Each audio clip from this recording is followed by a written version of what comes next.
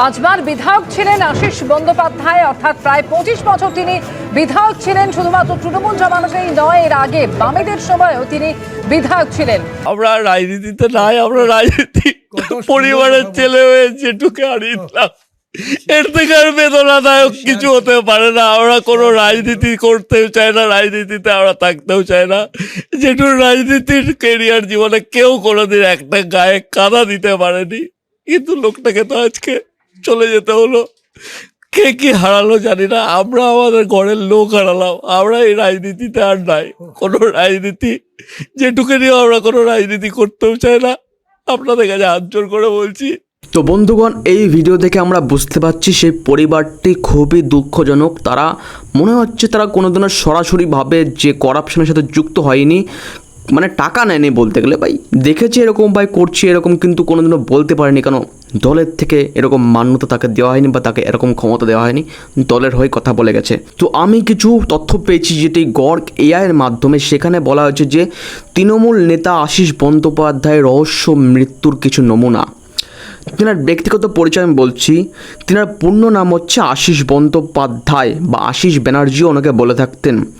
জন্ম 3 নভেম্বর 1951, রামপুরহাট, বীরভূম। রামপুরহাট তো আমরা গেছি ভাই, রামপুরহাটের থেকে তারাপীঠ খুব কাছের একটি রাস্তা। তো বয়স, মৃত্যু হয়েছে তেনার 74 বছর বয়সে। তো এই দিনকে 15 আগস্টের পরের দিন 16 আগস্ট তেনার মৃত্যু হয়েছে। তো তিনি প্রাক্তন অধ্যাপক। তিনি 2001 সালে তিনি রামপুরহাট কলেজ থেকে অধ্যাপকের চাকরিটি তিনি ছাড়েন এবং তারপর থেকে বা তার আগে থেকে তিনি রাজনীতির সাথে একটু যুক্ত ছিলেন। তো রাজনৈতিক জীবন হিসাবে দেখা যাচ্ছে যে 1998 সাল থেকে তৃণমূল কংগ্রেসের সদস্য, মানে বললাম না যখন তিনি চাকরি ছেড়েছেন তার আগের থেকেই রাজনীতির সাথে যুক্ত ছিলেন। তো 1998 থেকে তিনি তৃণমূল কংগ্রেসের সদস্য। 2001 থেকে 2021 সাল পর্যন্ত টানা 5 বছর রামপুরহাট বিধানসভার কেন্দ্র থেকে তৃণমূল বিধায়ক। প্রায় 25 বছর ধরে তিনি তৃণমূল বিধায়ক হিসাবে তিনি কাজ করে গেছেন। তো এখানে আরও বলছে যে 2021 থেকে 2026 পশ্চিমবঙ্গ বিধানসভায় 13তম ডেপুটি স্পিকার ছিলেন, মানে স্পিকার ছিলেন উনি। মমতা বন্দ্যোপাধ্যায় মন্ত্রিসভায় কৃষিমন্ত্রী, অনেক সময় তেনাকে কৃষিমন্ত্রী হিসেবে দেখা গেছে, যখন 2017 থেকে 2021 সাল পর্যন্ত কৃষিমন্ত্রী হিসাবে তেনাকে দেখা গেছিল। Tarapith Rampurhat development point authority TRDA এর চেয়ারম্যান ছিলেন উনি 2015 সাল থেকে 2026 সাল পর্যন্ত। তো 2026 বিধানসভা নির্বাচনে বিজেপির ধ্রুব সাহার কাছে পরাজিত হন প্রায় 24,333 ভোটে। বিজেপিতে চলে এসছে, এখানে তিনি ভোটে পরাজিত হয়ে গেছিলেন। তো জুন 2026-এ তৃণমূলের বীরভূম জেলার কোর কমিটির চেয়ারম্যান পদ থেকে সরে দাঁড়ান।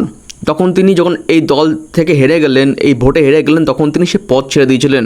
তিনি স্থানীয়ভাবে সৎ নেতা এবং শিক্ষিত নেতা হিসেবে পরিচিত ছিলেন।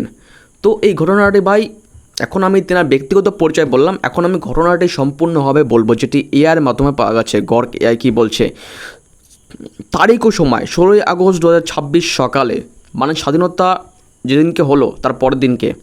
স্থান বীরভূম জেলার রামপুরহাট শহরে 5 নম্বর ওয়ার্ডের হটতলাপাড়ায় নিজ বাড়ি সংলগ্ন তৃণমূল কংগ্রেসের দলীয় কার্যালয়ে একটি ঘর, মানে তিনি ওখানেই ছিলেন। তো কীভাবে পাওয়া যায়, পরিবারের সদস্যরা ভাতিজা অভিষেক সহ জানালা দিয়ে ঝুলন্ত অবস্থায় দেহ দেখতে পান। মানে তিনি যে পরিবারের যেসব সদস্য ছিল হঠাৎ সকালবেলা দেখতে পারে যে তিনার বডি ঝুলন্ত। পুলিশকে খবর দেওয়ায় ঘরের 2টি দরজার ভিতর থেকে তালাবদ্ধ ছিল, মানে ছিটকানি আটকানো বলা যেতে পারে, কিন্তু তালাবদ্ধ ছিল বলছে। পুলিশ সাক্ষীকারীদের উপস্থিতিতে দরজা ভেঙে দেহ নামিয়ে আনে। দেহটি সিলিং ফ্যান থেকে দূর লাইলন দড়ি দিয়ে ঝোলানো অবস্থায় পাওয়া গেছে। মানে দেহটি একটি লাইলন দড়িতে তিনি লাগিয়ে দিয়েছিলেন ফাঁস। পরিবারের মতে রাত 12টা পর্যন্ত তিনি বাড়ির সবাইয়ের সঙ্গে স্বাভাবিকভাবে গল্প করছিলেন, কোনো মানসিক চাপের লক্ষণ দেখা ছিল না। মানে আগে কয়েকদিন ধরে, এবং সেই স্বাধীনতার দিন যেদিনকে তিনার লাস্ট দেখা গেছিলো, মানে লাস্ট সেদিনকেও তিনার মানসিক অবস্থা খুব ভালো ছিল, এরকম উল্লেখ পাওয়া যাচ্ছে পরিবারের লোকের কথা থেকে। পুলিশ তদন্তে অপ্রাকৃত মৃত্যু মামলা করে এবং দেহ ময়নাতদন্তে রামপুরহাট মেডিকেল কলেজে পাঠায়। প্রাথমিকভাবে পুলিশ এটিকে আত্মহত্যা বলে মনে করে। তো এবার সুইসাইড নোটে কী লেখা আছে সেটি বলা হচ্ছে। এক পাতায় হাতে লেখা আছে বাংলার নোট পাওয়া যায়, এক পাতার হাতে লেখা বাংলায় নোট পাওয়া যায়। পুলিশ এখনও এর সত্যতা সম্পূর্ণ নিশ্চিত করেনি, কিন্তু বিভিন্ন সংবাদ মাধ্যম উদ্ধৃত বিষয়কে নিম্নরূপে সূত্রে মিলিয়ে একটি জিনিস তৈরি করেছে। আমার মৃত্যুর জন্য কেউ দায়ী নয়। ছাত্রাবস্থা থেকে রাজনীতিতে জড়িত এবং বর্ধমান বিশ্ববিদ্যালয়ের ছাত্র সংসদের সাধারণ সম্পাদক ছিলেন।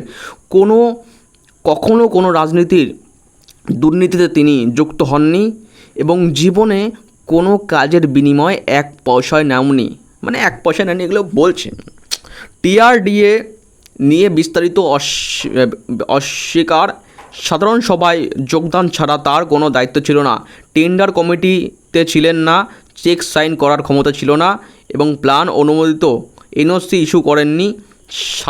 3.5 বছর ধরে ফাইলেও হাত দেননি। মানে তিনি এই চিঠিতে লিখেছে যে আমি কোনো রকম দুর্নীতির সাথে যুক্ত ছিলাম না এবং এই কোনো রকম এরকম কিছুসব কাজ আমি করিনি। দলের বিভিন্ন অন্যায় মেনে নিতে না পারলেও প্রতিবাদ করতে পারেনি এবং তিনি বলছে যে আমি যে সারা জীবন এইসব দলে থেকে এদের অন্যায় সহ্য করতে গেলাম, সেই সব মানসিক চাপেই আমি এই কাজটি করতে বাধ্য হয়েছি। তাদেরকে আমি কোনোদিনও বিরোধিতা করতে পারিনি, তাদেরকে অন্যায়কে আমি বিরোধ করবো সেটাও করতে পারিনি, কারণ দলের একটা চাপ থাকে। তাকে বদনাম ও অপমান করার চেষ্টা করা হয়েছে বলে অভিযোগ। রাজনীতিতে আসা আমার জীবনের সবচেয়ে বড় ভুল। পরিবারের তরুণদের রাজনীতিতে না আসার পরামর্শ দিচ্ছি এবং নিজেদের পেশায় মন দিন।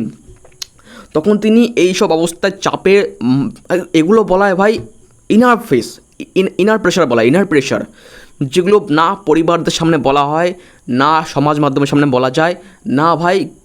একাও নিজের মধ্যে শুধু এরকম জ্বলতে থাকতে হয় যে আমি এইসব করে গেলাম, এইসবের লোকের সাথে আমি সাথ দিয়ে গেলাম, এত দুর্নীতির সাথে ছিলাম এবং উল্টে আমি কিছু নিইনি, তবুও আমাকে এরকম যন্ত্রণা ভোগ করতে হচ্ছে, এরকম অপমান বোধ করতে হচ্ছে। তো আমি যেই কাজটি ভুল করেছি আমার পরিবারের লোক যেন সেটি না করে, তেনার মতামত এটি ছিল।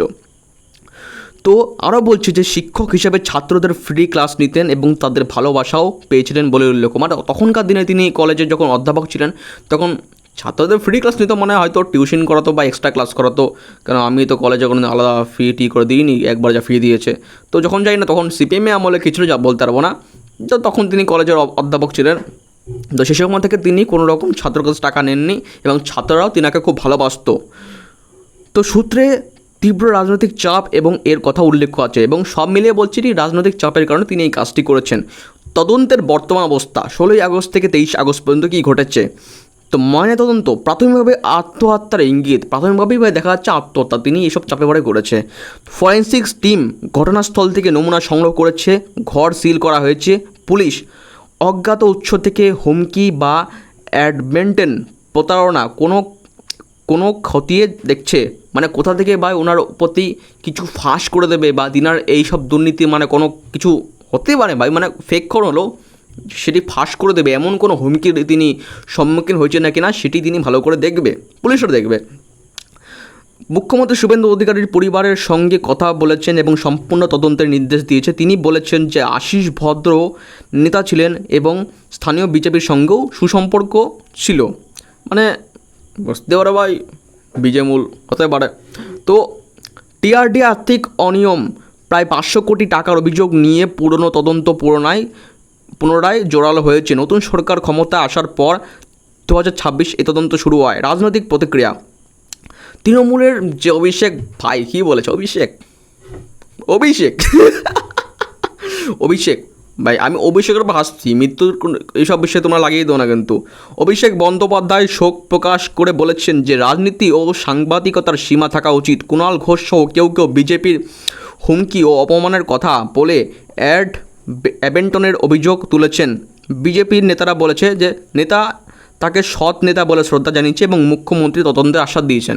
এদিকে তৃণমূলের অভিষেক বলছে সব বিজেপির দোষ, বিজেপিরা সব নেতা সংবাদ মাধ্যম লাগিয়ে এরকম করেছে। এদিকে বিজেপি বলছে না আমাদের কোনো দোষ নেই, আমরা তিনাকে খুব শ্রদ্ধা করি এবং তদন্তের আশ্বাস আমরা জানাচ্ছি। তো ঘটনায় কী হচ্ছে কোনো গ্যারান্টি নেই এবং আমি এটিকে স্বেচ্ছা মৃত্যু হিসাবে আমি বলতে চাই। পরিবার ভাতিজা বলেছেন যে কাকা সৎ ছিলেন, পরিবার আর কেউ রাজনীতিতে যাবেন না এবং যে পরিবার থেকে বলা হয়েছে যে কাকা আমাদের খুব সৎ ছিলেন এবং আমরাও জীবনে এসব রাজনীতির চক্করে আর যাব না এবং কোনো ঝামেলার মধ্যে আমরা যেতে চাই না। তো প্রেক্ষাপট, নতুন বিজেপি সরকার ক্ষমতা আসার পর তৃণমূল আমলের বহু দুর্নীতি পুনরায় খোলা হয়েছে। টিআরডিএ হোটেল অনুমোদন ও আর্থিক অনিয়মের অভিযোগ উঠেছে। আশিসের সেই কেসের সঙ্গে জড়িয়ে বদনাম করার চেষ্টা হয়েছে বলে নোটে দাবি করা হয়েছে এবং তিনি যে নোটটি লিখেছেন সেখানে বলছে যে তিনার কার্যক্রমে এই যে তিনার এই ভাতিজা আশিসকে ফাঁসিয়ে দেবে বলে এরকম অনেক কিছু তথ্য পাওয়া যাচ্ছে। যেই আগে যে টিআরডি কেস উঠেছিল সেখানে 100 কোটি টাকা দুর্নীতি পাওয়া গেছে, সেসব কেসে মানে ওনার ভাতিজাকে ফাঁসিয়ে দেবে, কেউ ফাঁসাই দেবে ভাই, সেই হিসাবে কথাবার্তা উঠেছে। এখনও তদন্ত চলমান। ময়না তদন্তের চূড়ান্ত রিপোর্ট ও নোটের ফরেন্সিক পরীক্ষা বাকি। আরও কোনো নির্দিষ্ট আপডেট চাইলে জানাবেন। এর আমি বলছি না ভাই, গর্গ বলছে।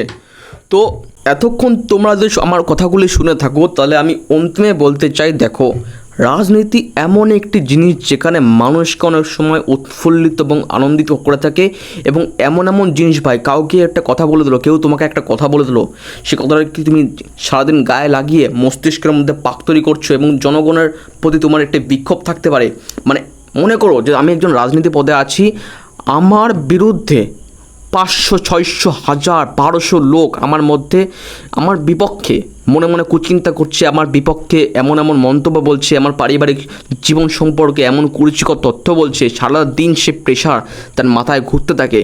এটি হচ্ছে ভাই রাজনীতির সবচেয়ে বড় অসুবিধা। তোমরা যদি তবুও রাজনীতিতে আসতে চাও, আসো ভাই, আমার সাথে আসো, কিন্তু তোমাকে মানসিকভাবে স্ট্রং হতে হবে। কারণ রাজনীতিতে যখন একটি অভিযোগ তোমার প্রতি বা তোমার দলের প্রতি উঠবে, তখন সেই জিনিসটা তোমাকে ডিফেন্ড করতে হবে। তুমি যদি সেই জিনিসটা ডিফেন্ড করতে না পারো, তাহলে তুমি যদি এসব কিছু মানতেও না পারো, তাহলে ভাই তুমি কমজোর মানুষ, ছেড়ে দাও। কেন আগে যে রাজনীতি হয়েছিল এবং বর্তমানে যে রাজনীতি হবে, আকাশ পাতাল তফাৎ। আগে কিছু একটা বলে দিলাম, কোনো চাপ নেই, কোনো একটা সবাই গেলাম বলে দিলাম, কোনো চাপ নেই। কিন্তু এখনকার দিনে প্রতিটি কথা, প্রতিটি পদক্ষেপ তোমার রেকর্ড হয়ে থাকবে। প্রতিটি পদক্ষেপ, প্রতিটি কথা, প্রতিটি স্পেলিং, প্রতিটি বস্তু রেকর্ড হয়ে থাকবে এবং সেই জিনিস নিয়ে তোমাকে সারা জীবন ট্রোলের সম্মুখীন হতে হবে। তো এই সব বিষয় থেকে আমরা বুঝতে পারি রাজনীতি এমন একটি জিনিস যে তুমি দুর্নীতি করো বা না করো, তুমি যদি সেই দলের সাথে থাকো, তোমার নামে অনেক রকম কেস উঠবে এবং সেটি সহ্য করতে না পারলে এইনার মতোই ঘটনা ঘটতে পারে, এই আশিস বন্দ্যোপাধ্যায়ের মতো। তো আজকের ভিডিও এটুকুই। কেউ যদি ভালো লাগে তো লাইক করে দিও। সাবস্ক্রাইব আমি কাউকে করতে বলি না, তাও করে দিয়েছে বা 173 জন মতো, তোমরাও করতে পারো। তো আজকে এটুকুই, good bye. How did you know about me? Only the Uchiha are aware of its location. After that, I studied your movements and looked into what kind of character you are and what your ideology is. Well, that saves me much time.